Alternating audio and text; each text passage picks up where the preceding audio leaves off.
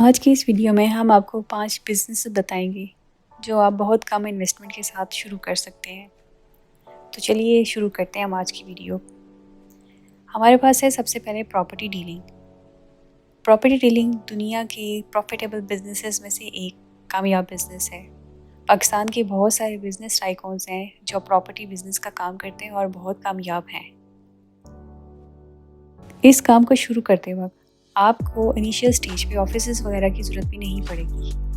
आप ये तो जानते होंगे कि हर बंदे को रहने के लिए छत चाहिए होती है, इसीलिए लोग प्रॉपर्टी डीलर्स को अप्रोच करते हैं कि जब भी उन्होंने घर कोई रेंट आउट करना हो या सेल करना हो तो उसके लिए उनको प्रॉपर्टी डीलर्स की ज़रूरत पड़ जाती है। मगर आप इस चीज़ को कैसे इस्तेमाल करके अपना बिज़नेस शुरू कर सकते हैं ये हम आपको बताते हैं। देखिए, आपको इस काम के लिए जो मिनिमम इन्वेस्टमेंट करनी पड़ेगी वो है आपका वक्त, यानी कि 3 से 4 घंटे आपने इस काम को ज़रूर देने होंगे। आपको सबसे पहले OLX पर किसी भी घर का एडवर्टाइजमेंट देखना होगा। कोई भी ऐड आप वहाँ पे देखें जो भी घर से मुतल्लिक हो, यानी ऐसा ऐड जिसमें घर को रेंट आउट करने की बात हो रही हो या किसी प्लॉट या किसी घर को सेल करने की बात हो रही हो। उसको देखते हुए आप उस घर या प्लॉट की ऑनर से रब्ता कर सकते हैं और आप उसको ये कह सकते हैं कि हम आपको ये घर आपका किराए पे लगवा देंगे। और अगर आपके लाए गई पार्टी में से किसी ने वो घर ले लिया तो आपको दोनों साइड से कमीशन मिलेगा 50%। फॉर एग्ज़ाम्पल, अगर घर आपने रेंट आउट करवा दिया जिसका किराया है 50,000, तो 50% आपको ऑनर की तरफ से कमीशन मिलेगा और 50% आपको कस्टमर की तरफ से कमीशन मिलेगा। तो यानी कि आपको सिर्फ एक पार्टी अरेंज करके देने से 50,000 का मुनाफा हो जाएगा।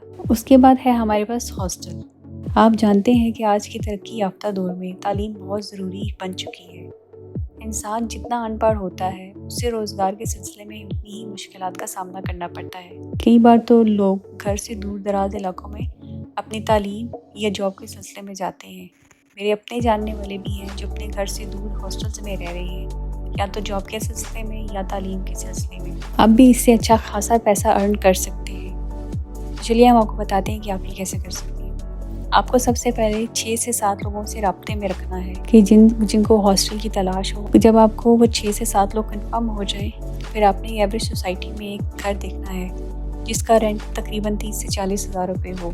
वो घर आपने रेंट पर लेना है और जिन लोगों को आपने जमा किया था अकोमोडेशन देने के लिए, आपने फ़ी बंदा 15,000 रुपये उनसे 15 से 20 हज़ार रुपये आपने उनसे चार्ज कर देने हैं किराए की मद में। बिलफर्ज 7 बंदे हैं तो ये आपका बन जाएगा 1,05,000। ऑनर को रेंट देने के बाद और बाकी खर्चे निकाल देने के बाद आपके पास आराम से 30 से 35 हज़ार रुपये की बचत हो जाएगी। लाइव स्टॉक, आप जानते हैं हर साल ईद उल अज़हा पर कितने ही जानवर कुर्बान किए जाते हैं और हर इंसान अपनी जेब के हिसाब से कुर्बानी के लिए जानवर खरीदता है, और यही एक बेहतरीन आइडिया है आपके लिए। आप भी यही कारोबार कर सकते हैं। टेंशन न लें, आपको इस कारोबार को करने के लिए मवेशी मंडियों में सवार नहीं होना पड़ेगा। आपको करना ये है कि ईद उल अज़हा के 3-4 महीने बाद आप एक 30 से 35 हज़ार का एक छोटा बैल ले लें जिसको बछड़ा भी कहते हैं, और वो आप अपने गांव में किसी जानने वाले के पास आद पर रखवा दें। आद मतलब कि जिसके पास आप जानवर रखेंगे वो उसकी देखभाल करेगा, उसको पाले पोसेगा और ईद के लिए तैयार करेगा, और जब वो अच्छी तरह पल जाएगा तो ईद के मौके पर वो बेच देगा, और जो मुनाफा होगा वो आपके और उस पालने वाले के दरमियान आधा आधा हो जाएगा। ये भी एक अच्छा कारोबार है, लेकिन अगर आप इसको 4 या 5 जानवरों से स्टार्ट करते हैं तो आपके लिए बहुत मुनाफा बख्श रहेगा। 4th नंबर पर है कुकिंग। अगर आप खाने पकाने में माहिर हैं और आप खाना बनाने का शौक़ भी रखते हैं तो आप इस फील्ड में अपने कदम बहुत अच्छे से जमा सकते हैं। आप शुरू किसी कैफ़े या ढाबे वाले से करें। मसलन मैं आपको एक किस्सा सुनाती हूँ। हमारे पुराने घर के पास एक ढाबा था जिसके पास गैस का कोई इंतज़ाम नहीं था।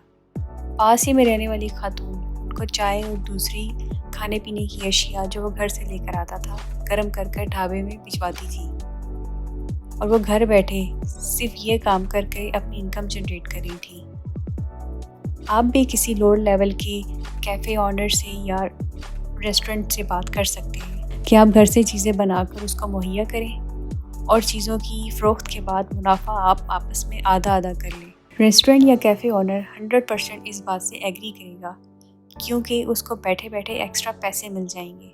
कुछ टाइम और एक्सपीरियंस के बाद जब आपको काम और कस्टमर की समझ लग जाए, मसलन कस्टमर पसंद क्या करता है, किस चीज़ की प्राइस कितनी होनी चाहिए, क्या चीज़ ज़्यादा और क्या चीज़ कम बिकती है, और जब आपकी कुछ सेविंग्स भी हो जाएं, तो आप अपने रेंट पर जगह लेकर अपने कैफ़े या रेस्टोरेंट को खोल सकते हैं और आप पार्ट टाइम से फुल टाइम ये बिज़नेस कर सकते हैं, जो कि आने वाले वक्त में बहुत ही मुनाफा बख्श बन जाएगा। Number 5, stock exchange.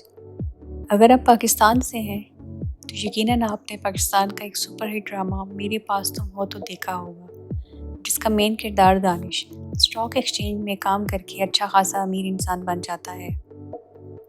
ज़रूरी नहीं कि आपको भी दानिश की तरह एक बड़ी इन्वेस्टमेंट करनी पड़े। आप आराम से 30 से 40 हज़ार से शुरू कर सकते हैं। अगर आपको इस काम की नो हाउ नहीं है तो मेरा मशवरा ये है कि आप ये काम 10 हज़ार से शुरू करें। बेसिकली आपको एक कंपनी के शेयर्स लेने होते हैं जो 5 या 10 रुपए के होते हैं। लेते वक्त आपने प्राइस लाजमी नोट डाउन करनी है क्योंकि इन शेयर की प्राइस बढ़ती और गिरती रहती है।